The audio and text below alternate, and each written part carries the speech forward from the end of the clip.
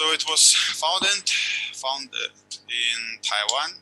At the time, I was already moved. I moved to Taiwan already, and I was looking around the internet, and everywhere it was talking about 3D printers. I think it was the time when the Formlabs, I think, come out. This was 2014.